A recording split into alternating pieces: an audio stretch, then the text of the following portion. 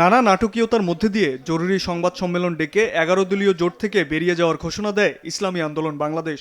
268 জন সংসদ সদস্য প্রার্থী এখনো পর্যন্ত মাঠে কাজ করছেন। আমরা তাদেরকে নির্দেশনা দিয়ে দিয়েছি, তারা নির্বাচনের প্রতিদ্বন্দ্বিতা করবেন, একজনও তারা মনোনয়নপত্র প্রত্যাহার করবেন না।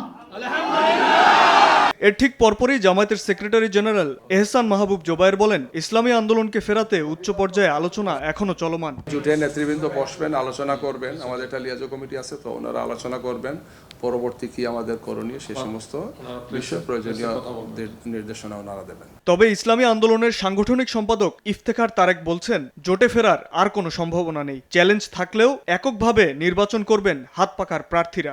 প্রত্যাহারের পরে আমরা আমাদের আসনে হাত পাখা নিয়ে নির্বাচন করব।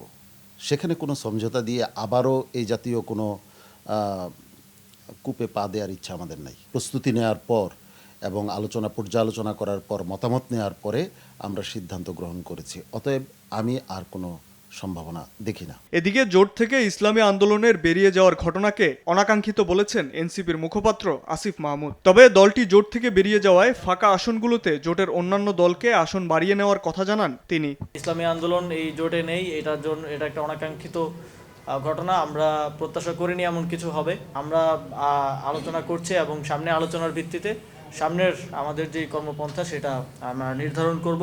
জোটের পক্ষ থেকে 30টি আসন দেওয়া হলেও ইসলামী আন্দোলন বেরিয়ে যাওয়ায় মোট অন্তত 40টি আসন এনসিপির জন্য বরাদ্দ থাকবে, এমনটাই প্রত্যাশা দলের এই শীর্ষ নেতার।